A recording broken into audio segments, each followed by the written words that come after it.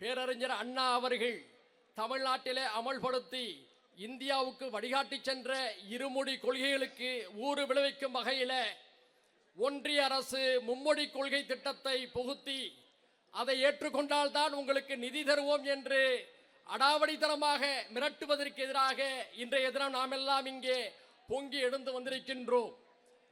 உங்களிடம் 2151 கோடி ரூபாய் நிதியை பெறுவதற்காக 5000 ஆண்டுகால இனத்தின் வாழ் உரிமையை உங்களுடைய காலடியிலே ஒரு காலத்திலும் நாங்கள் சமர்ப்பிக்க மாட்டோம்.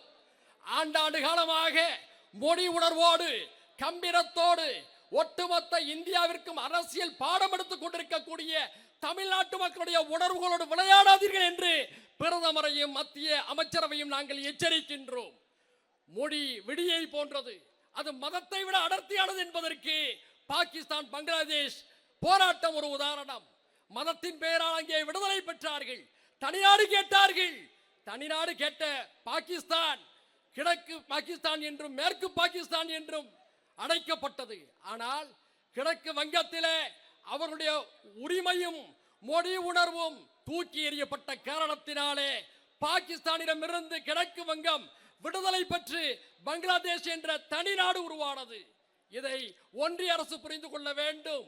ஒட்டுமொத்த இந்தியாவையும் பிணைத்திருக்கக்கூடிய கூட்டாட்சி தத்துவத்துக்கு ஊறு விளைவித்து விடாதீர்கள். மணிப்பூரும் குஜராத்தும் காஷ்மீரும் தமிழ்நாடும் இந்திய ஒன்றியத்தில் இதே ஜனநாயக தன்மையோடு நீடிக்க வேண்டும் என்று சொன்னால் மாநில உரிமைகளை மதியுங்கள், மொழி உரிமையை பறிக்காதீர்கள்.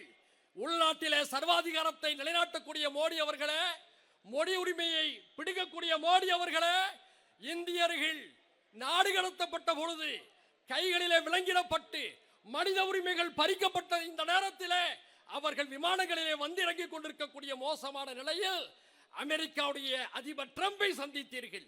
அந்த நேரத்தில் ஒட்டுமொத்த இந்தியர்களுடைய உணர்வை உங்களால் வெளிப்படுத்த முடிந்ததா?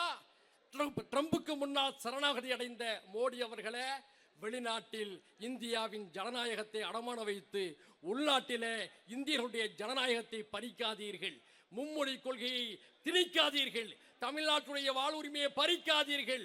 மீறி நீங்கள் அத்தகைய நடவடிக்கையை தொடர்ந்தால் 1960களிலே தமிழ்நாடு எப்படி கந்தக பூமியாக மாறியதோ அதே போன்ற ஒரு நிலை மீண்டும் மாண்புமிகு முதலமைச்சர் அண்ணன் தளபதியார் அவர்களின் தலைமையிலே தமிழ்நாட்டிலே நடைபெறும்.